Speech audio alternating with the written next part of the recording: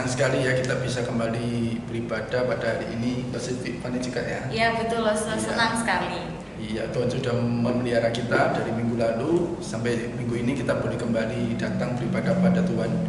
Tuhan itu senantiasa menyertai kita dari matahari terbit sampai matahari tenggelam, tidak pernah meninggalkan kita, adik-adik. Kita pujikan matahari dari terbit matahari.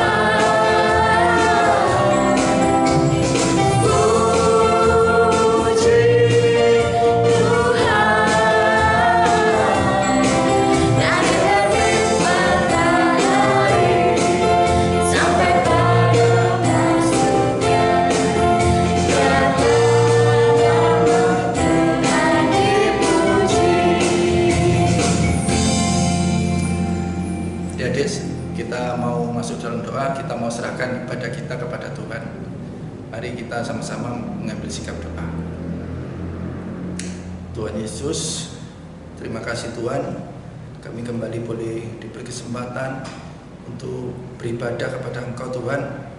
Kami mau serahkan ibadah kami ke dalam tangan-Mu, biar nama Tuhan saja yang dipuji dan dipermuliakan Tuhan. Terima kasih Tuhan, kami berdoa hanya dalam nama Tuhan Yesus Kristus. Amin. Nah adik-adik, hari ini kita mau belajar untuk taat. Taat yang bagaimana ya Lose? Taat itu kita belajar dari Tuhan Yesus yang taat kepada Bapa di surga. Terus kita juga mau belajar membaca firman Tuhan dan ikut sekolah minggu. Nah betul adik-adik, juga kita mau belajar lagu baru ya Lose. Judul lagunya Taat, kita mau pujikan bersama-sama. Taat.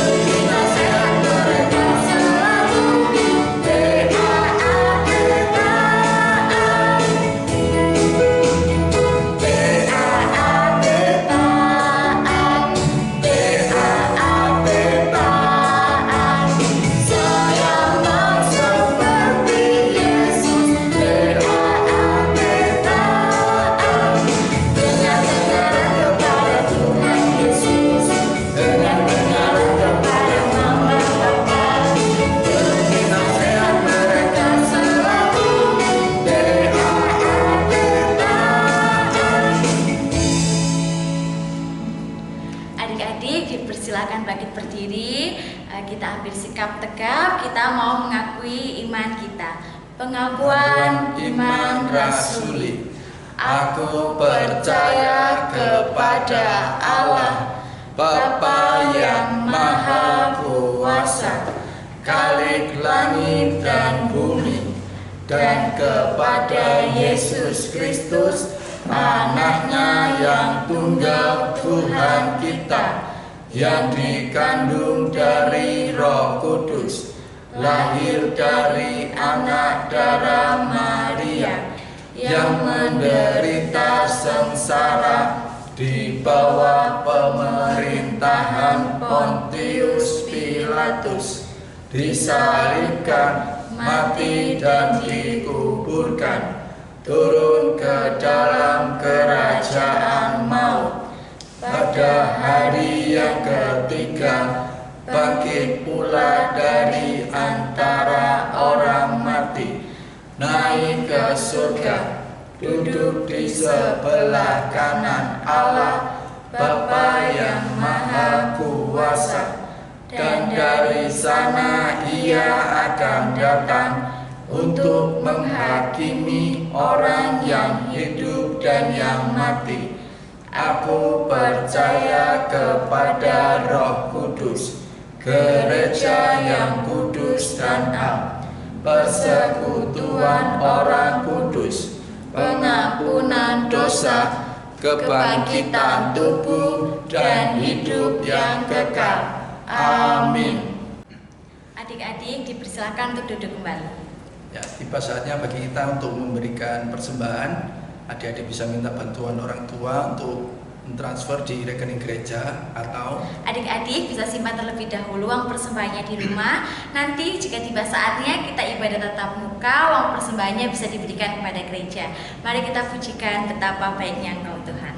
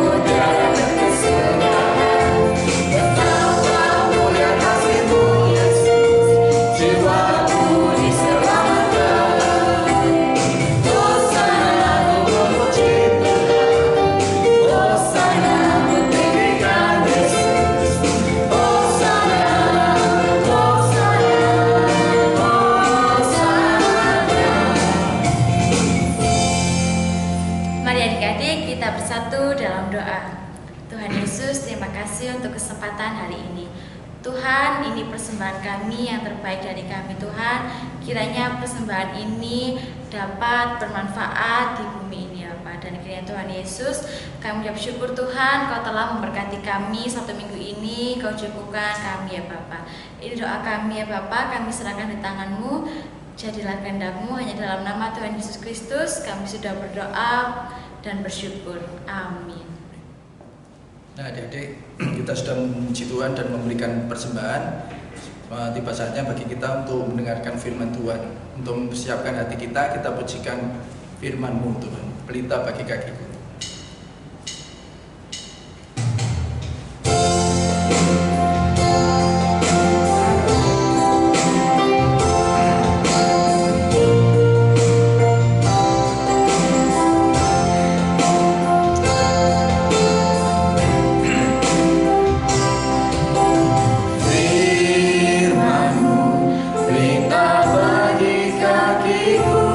Terang bagi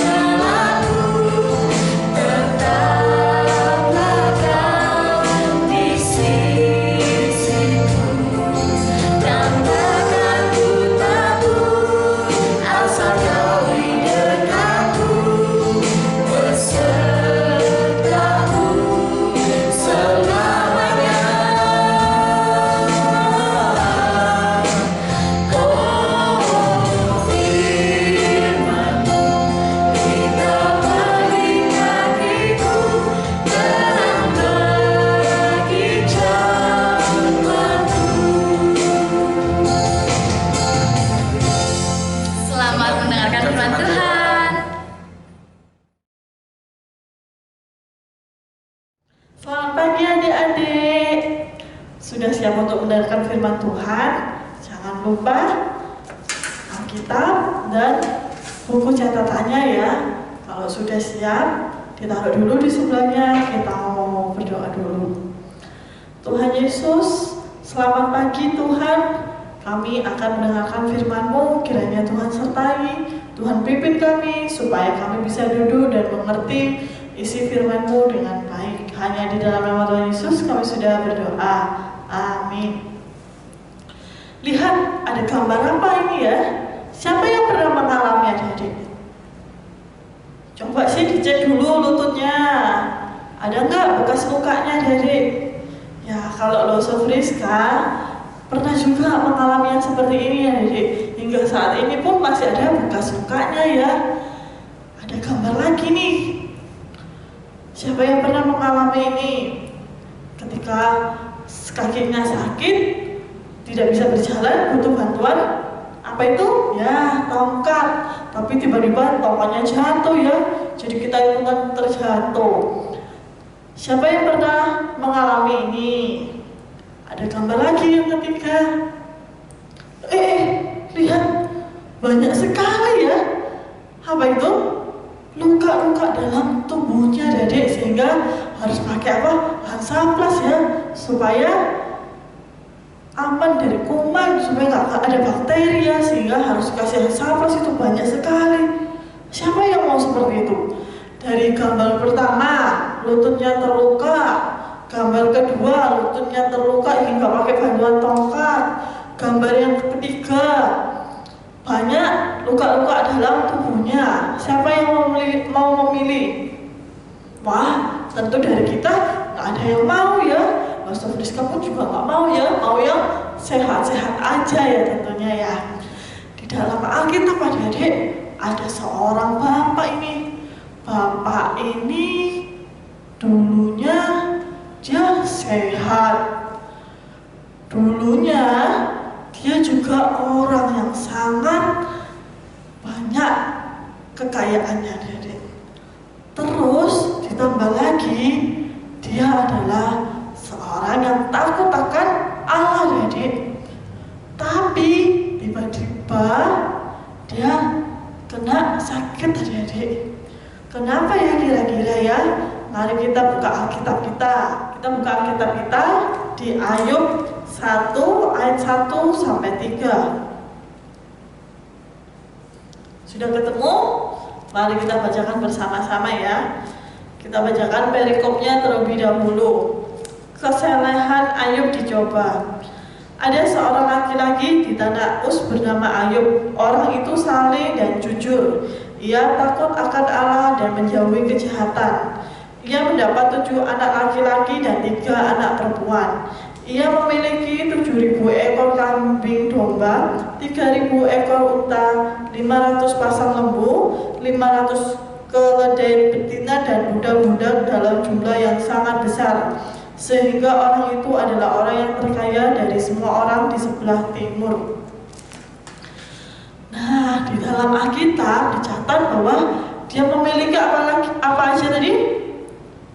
Memiliki lembu. Terus ini ya, kita coba lagi ya. Memiliki 7.000 ekor kambing. Terus habis gitu 3.000 ekor unta, 500 pasang lembu. Wih, berarti kan ini rumahnya besar ya adik-adik ya. Bisa memiliki lahan yang sangat luas tentunya. Kalau nyimpen 1 ekor gitu masih bisa ya di rumah. Tapi kalau sudah sampai ribuan, tentu lahannya harus menyediakan yang sangat besar. Bahkan memiliki apa ini dicatat, memiliki budak-budak yang dalam jumlah yang sangat banyak. Dan dikatakan juga orang yang terkaya dari semua orang di sebelah timur. Nah, di Alkitab sendiri pun dicatat tadi. Tapi tiba-tiba semuanya yang dia miliki itu hilang adik-adik. Wah, hilang kemana ya? Siapa ini yang mencuri? Kita buka Alkitab kita. Kita lanjutkan di Ayub 1 ayat 16 sampai 19.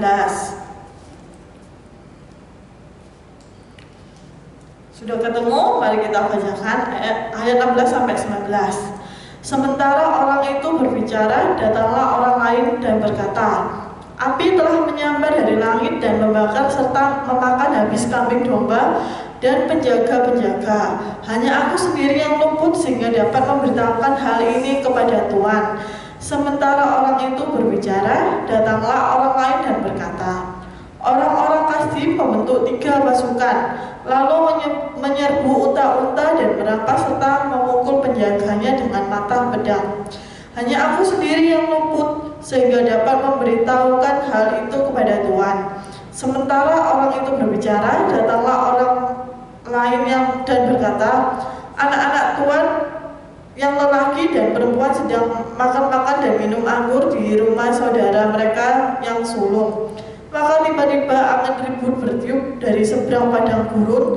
Rumah itu dilandanya pada 4 penjurunya dan roboh menimpa orang-orang muda itu, sehingga mereka mati. Hanya aku sendiri yang luput sehingga dapat memberitahukan hal itu kepada Tuhan.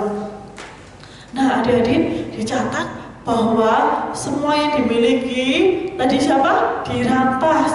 Lalu kalau anak-anaknya apa? Terjadi badai, ya ini yang dicatat bahwa ada angin ribut bertiup dari seberang padang gurun, adik-adik. Tiba-tiba semuanya itu datang menimpa Ayub, adik-adik. Dia kehilangan apa? Kehilangan harta, kehilangan keluarga, kehilangan tempat tinggal, adik-adik. Sudah tidak punya apa-apa lagi. Kira-kira kalau kalian seperti itu gimana ya? Sanggup gak ya bertahan? Kita buka di ayat 20 sampai 22. Apa sih yang dilakukan Ayub selanjutnya ketika sudah kehilangan banyak hal? Kita bacakan 20 sampai 22. Maka berdirilah Ayub, lalu mengoyakkan jubahnya dan mencukur kepalanya, kemudian sujudlah ia dan menyembah. Katanya, dengan telanjang aku di luar kandungan ibuku, dengan telanjang juga aku akan kembali ke dalamnya. Tuhan yang memberi, Tuhan yang mengambil, terpujilah nama Tuhan. Dalam kesemuanya itu, Ayub tidak berbuat dosa dan tidak menuduh Allah berbuat yang kurang patut. Iya, adik, Ayub apa? Tentu sedih, tapi dia tidak mau menyalahkan apa yang sudah terjadi, menyalahkan Allah tentunya, adik ya. Dia tentu sedih, sudah kehilangan banyak hal yang dia miliki. Ternyata adik-adik, Bapak Ayub ini sudah kehilangan banyak hal. Dia juga ditambah satu lagi, apa ya kira-kira ya? Kita bacakan di Ayub 2 ayat 2 sampai 8. Ayub 2 ayat 2 sampai 8. Maka bertanyalah Tuhan kepada iblis, dari manakah engkau? Lalu jawab iblis kepada Tuhan, dari perjalanan mengelilingi dan menjelajah bumi. Firman Tuhan kepada iblis, apakah engkau memperhatikan hambaku Ayub? Sebab tiada seorang pun di bumi seperti dia, yang demikian saleh dan jujur, dan takut akan Allah dan menjauhi kejahatan. Ia tetap tekun dalam kesalehannya, meskipun engkau telah membujuk aku melawan dia untuk mencelakakannya tanpa alasan. Lalu jawab iblis kepada Tuhan, kulit ganti kulit, orang akan memberikan segala yang dipunyainya ganti nyawanya. Tetapi ulurkanlah tanganmu dan jamalah tulang dan dagingnya, ia pasti mengutuki engkau di hadapanmu. Maka firman Tuhan kepada iblis, nah, ia dalam kuasamu, hanya sayangkan nyawanya. Kemudian iblis pergi dari hadapan Tuhan, lalu ditimpakannya Ayub dengan bara yang busuk dari telapak kakinya sampai ke batu kepalanya. Lalu Ayub mengambil sepit beling untuk menggaruk-garuk di badannya sambil duduk di tengah-tengah abu. Nah, adik-adik, selanjutnya apa yang terjadi? Ya, dari ujung kaki sampai kepala ada bara luka-luka yang membusuk. Tentunya itu sangat mengganggu ya. Kalau kita melihat tubuh kita baik-baik aja, lalu ada luka-lukanya sekujur tubuh, gimana adik-adik? Apalagi itu berbau, tentu nggak enak ya adik-adik ya. Tapi Allah mengizinkan itu semua terjadi kepada Bapak Ayub ini adik-adik. Kira-kira gimana ya reaksinya ya? Dia kehilangan keluarga, kehilangan harta, bahkan di saat dia sakit tidak ada pelayan yang membantunya. Dia sendirian tentunya adik-adik ya, dia tidak memiliki siapa-siapa. Tapi adik-adik, di tengah-tengah kondisi itu ada sahabat yang datang adik-adik. Kira-kira adik-adik, bagaimana ya reaksinya sahabat-sahabatnya ini datang? Apa bersuka cita melihat Pak Ayub bersedih? Tentu sama-sama sedih adik-adik ya. Sahabatnya ini berduka adik-adik. Tuh melihat Pak Ayub, aduh kasihan lihatnya mereka merasakan iba kepada Bapak Ayub ini. Kita bacakan di ayat yang ke-11, Ayub 2 ayat yang ke-11, kita bacakan bersama-sama ya. Ketika sahabat Ayub mendengar kabar tentang segala malapetaka yang menimpa dia, maka datanglah dari mereka dari tempatnya masing-masing, yakni Elifas orang Teman dan Bildad orang Suha serta Zofar orang Naama. Mereka bersepakat untuk mengucapkan belasungkawa kepadanya dan menghibur dia. Ternyata ada berapa? Ya, 3 sahabat yang datang menemui Bapak Ayub ini adik-adik ya. Ketika sahabatnya melihat itu tentu sedih adik-adik ya, dan memberikan penghiburan adik-adik. Mereka sudah tidak bisa berkata apa-apa lagi karena kondisinya tidak ada yang bisa membantu adik-adik. Mereka melihat, mereka melenung apa yang sesungguhnya terjadi ya. Apakah Allah sungguh mengasihi Ayub sehingga segala yang dipunyanya hilang begitu saja? Bahkan Bapak Ayub ini mengalami luka-luka yang begitu sangat gatal sehingga harus digaruk ya, pakai kaca ya. Tentu lukanya itu membuat kulitnya semakin berdarah ya. Teman-temannya ini, sahabatnya ini datang menyalahkan Ayub. Jangan-jangan kamu ini bukan orang yang salah lagi, kamu adalah orang berdosa. Nah, Ayub menyadari adik-adik ya bahwa Ayub adalah manusia yang juga berdosa. Tapi Ayub ini mengatakan, aku ini saleh, gak berbuat dosa, tapi kenapa ya Allah memberikan musibah ini pada aku? Kenapa ya kira-kira ya?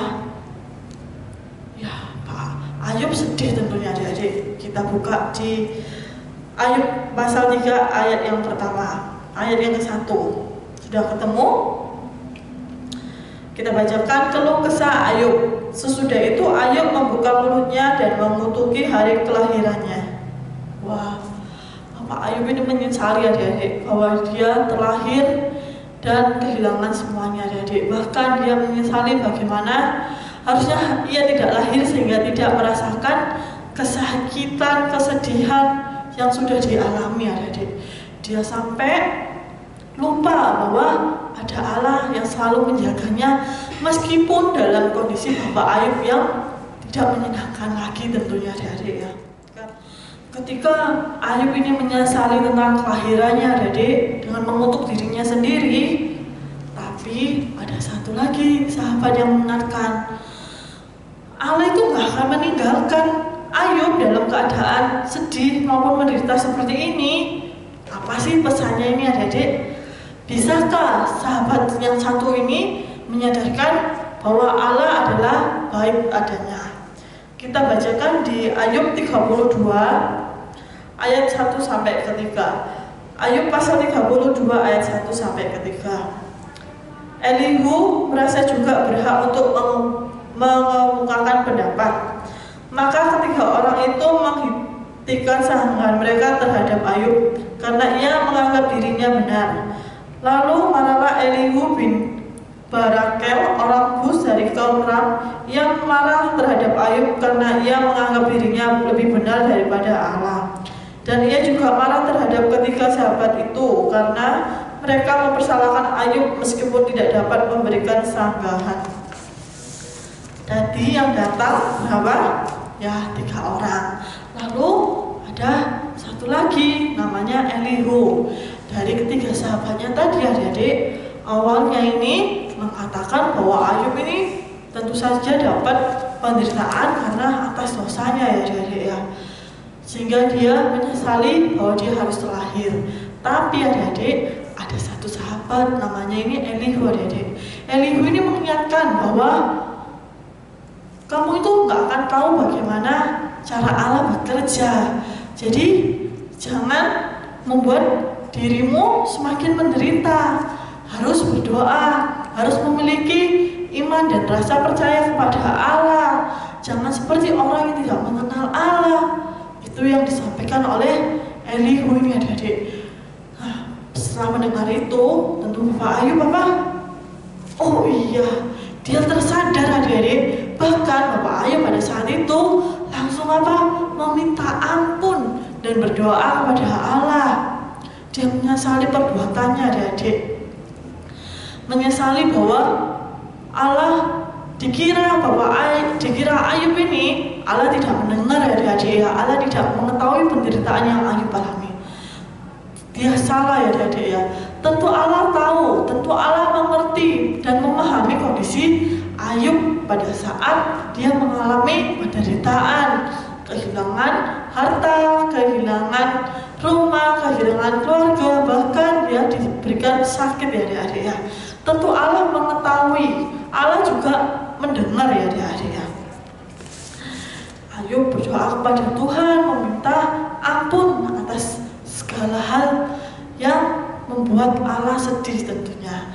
Yang tadinya Ayub ini takut kepada Allah, saleh dan berdoa kepada Allah, tiba-tiba diberikan musibah yang begitu banyak ya adik-adik ya, membuat hatinya sedih, membuat hatinya kecil. Tapi ada sahabatnya yang mengingatkan bahwa Allah ini Allah yang maha mendengar adik-adik. Dia berdoa, dia kembali kepada Allah. Apa yang terjadi ya selanjutnya? Ya adik-adik, Allah mendengar doa dari Ayub dan Allah memulihkan kembali hidup Ayub. Satu persatu Allah kembalikan ya adik-adik ya. Kita dibuka di dalam Ayub pasal 42 ayat 10 sampai ke 17. Bagaimana sih Allah memulihkan hidup Ayub ya adik-adik ya? Apa yang kira-kira Allah kembalikan ya? Kita bacakan di Ayub 42 ayat 10 sampai ke 11. Kita bacakan perikopnya terlebih dahulu. Keadaan Ayub dipulihkan. Lalu Tuhan memulihkan keadaan Ayub setelah ia meminta doa untuk sahabat-sahabatnya, dan Tuhan memberikan kepada Ayub 2 kali lipat dari segala kepunyaannya dahulu. Kemudian datanglah kepada semua saudaranya laki-laki dan perempuan dan semua kenalannya yang lama, dan makan bersama-sama dengan dia di rumahnya. Mereka menyatakan turut berduka cita dan menghibur dia oleh karena segala malapetaka yang telah ditimpakan Tuhan kepadanya. Dan mereka masing-masing memberi dia uang 1 kesita dan sebuah cincin emas. Tuhan memberkati Ayub dalam hidupnya dan selanjutnya lebih daripada dalam hidupnya yang dahulu. Ia mendapat 14.000 ekor kambing domba dan 6.000 unta, 1.000 pasang lembu dan 1.000 ekor keledai betina. Ia juga mendapat 7 orang anak laki-laki dan 3 orang anak perempuan. Dan anak perempuan yang pertama diberi namanya Yemima, dan yang kedua Kesia, dan yang ketiga Keren Habuk. Di seluruh negeri tidak dapat perempuan yang secantik anak-anak Ayub, dan mereka diberi ayahnya milik pusaka di tengah-tengah saudara-saudara laki-laki. Sudah itu Ayub masih hidup 140 tahun lamanya. Dia melihat anak-anaknya dan cucu-cucunya sampai keturunan yang keempat. Maka matilah Ayub tua dan lanjut umur. Wah, tentunya dalam keadaan yang awalnya tadi sedih, Ayub mendapatkan banyak ya dari Allah. Allah melihat bahwa Ayub ini tetap menjadi hamba yang setia, hamba yang tetap percaya akan rencana Allah. Karena Ayub ini menyadari adik-adik bahwa dia adalah manusia yang terbatas tentunya. Dia tidak mengerti dan mengetahui tentang rencana Allah ke depannya adik-adik ya. Mungkin hari ini bisa berubah-ubah ya adik-adik ya. Kadang kita senang, kadang kita sedih, kadang kita senang, kadang kita sedih, kadang kita menangis, kadang kita gembira. Tentunya yang kita harapkan adalah kondisi yang tentu baik-baik aja ya adik-adik ya. Siapa yang mau terus sedih-sedih ya? Tentunya nggak ada ya adik-adik ya. Bagaimana ini kondisi yang adik-adik alami? Bagaimana Allah menolong adik-adik ketika adik-adik mengalami sedih yang membuat hati adik-adik ini menangis? Bagaimana caranya? Ada yang bisa menjawab? Ya, kita tentu berdoa ya adik-adik ya. Karena Allah memegang kendali atas hidup Lose, atas hidup adik-adik. Banyak hal yang kita inginkan menjadi berbeda ya adik-adik ya. Misalnya ini, kita minta mainan boneka yang bisa berbicara gitu ya. Kita punya boneka yang biasa-biasa aja. Terus kita pengen punya mobil-mobilan yang gede dan bisa ditumpangi. Kita perlu remote control ya adik-adik ya. Tapi kita punya mobil-mobilan yang kecil, tidak bisa itu. Terus kita pengen jalan-jalan, tapi kondisinya begini ya adik-adik ya, yang membuat adik-adik untuk tetap tinggal di rumah dan selalu jaga kesehatan. Tidak bisa lari dan main-main seperti dulu adik-adik. Tentu itu membuat kita sedih adik-adik ya. Tapi ingat dari siapa? Ayub tadi, kita harus tetap percaya akan rencana Allah. Yang Ayub menderita, kita melihat bahwa bagaimana Ayub kehilangan satu persatu yang dia miliki, tapi dia pada akhirnya memiliki iman dan rasa percaya kepada Allah. Kita akan mengakhiri ibadah pada pagi hari ini. Jangan lupa ayat hafalan dan menulis buku catatannya ya, dibantu oleh papa sama mama.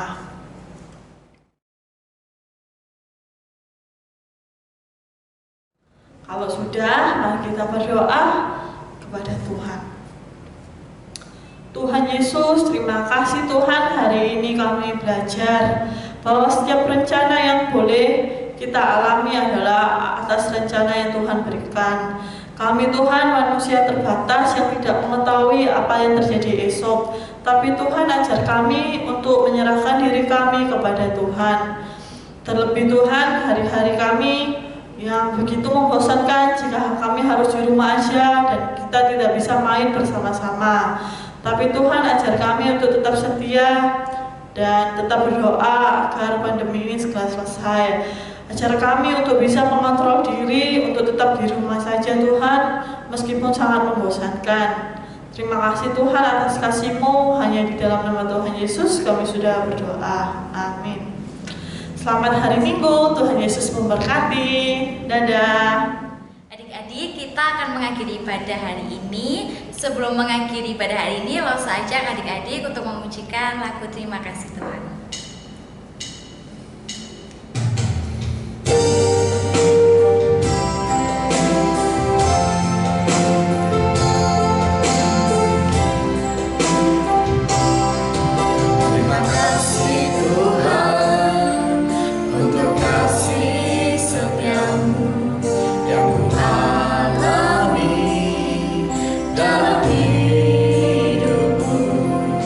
Terima kasih Yesus.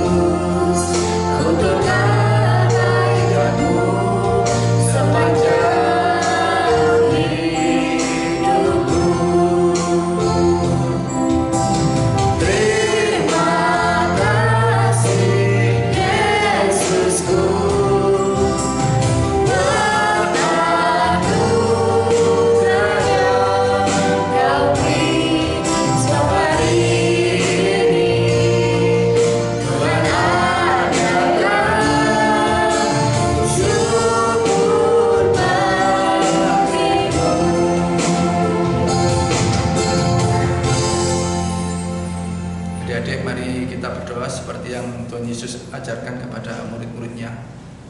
Bapa kami yang ada di surga, dikuduskanlah namamu, datanglah kerajaanmu, jadilah kehendakmu di bumi seperti di sorga. Berikanlah kami pada hari ini makanan kami yang secukupnya, dan ampunilah kami akan kesalahan kami, seperti kami juga mengampuni orang yang bersalah kepada kami. Dan janganlah membawa kami ke dalam pencobaan, tetapi lepaskanlah kami daripada yang jahat. Karena Engkaulah yang mempunyai kerajaan dan kuasa dan kemuliaan sampai selama-lamanya. Amin. Ibadah selesai, sampai jumpa minggu depan.